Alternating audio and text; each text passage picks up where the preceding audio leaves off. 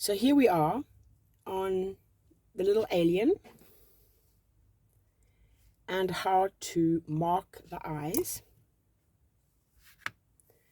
I use the thread from the neck,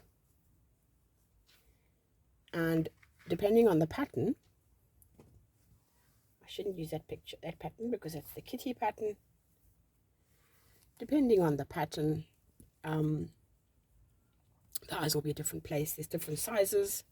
Some of the eyes are big and some of the eyes are small. Some are closer, some are not.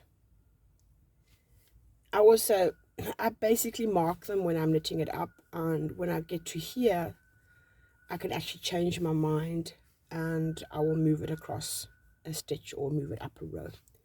But by marking it when I'm knitting, it saves me having to count the stitches later, because when you got to count like this, you got to try and stretch this out, and you've got all the rows if the face did not have the eyes actually in place.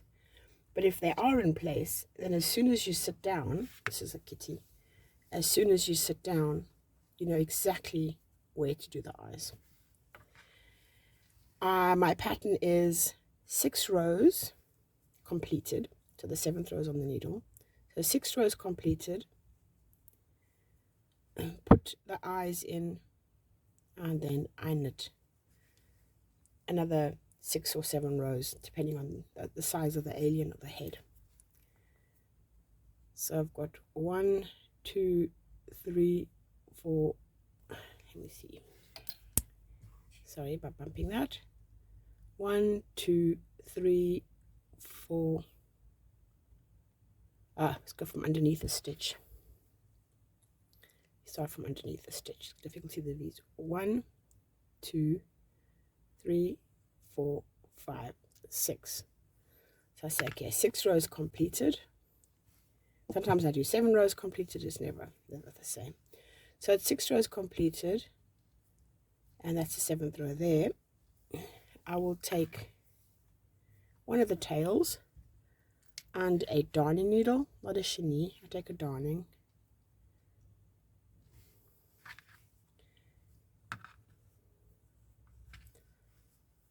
And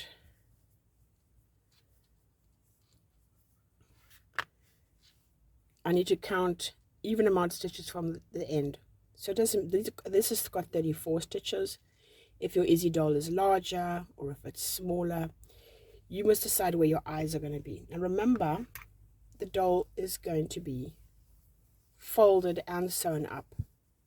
So once you've taken the calculation of where it's sewn and folded up, you can get an idea of where the middle of the face is going to be. Because sometimes the error is we think, well, I'll make them there, but that's not actually the middle of the face. That's the side. That's the side of the body. There's the middle of the face. You might want to have the eyes higher. You might want to make them lower. I try to keep them fairly low with a large forehead, because the beads take a place in the forehead. If I was making an Izzy doll where I had the decrease scattered, if it wasn't a little alien and he was just going to be like that, he was going to be a normal little Izzy doll. Then if you want the baby face, you make the eyes lower, because babies have a lower eye. If it's going to be an adult, you might have a little hat, which means you're going to change color. You might have the eyes in a different place, and you might have much smaller eyes because it's an adult. But the alien, I'm going for the little baby look, the big eyes, fairly low down the face. You can't have them too low, because then they'll get lost in the neck. So it's a bit of a trial and error. I also try and have the head fairly large compared to the body. If you want to have an Izzy doll that looks like a human, you would have a longer body, smaller eyes, and placed, as I said, when adult would. So this is definitely like a baby alien. I should actually call him a baby alien. He's got this big head.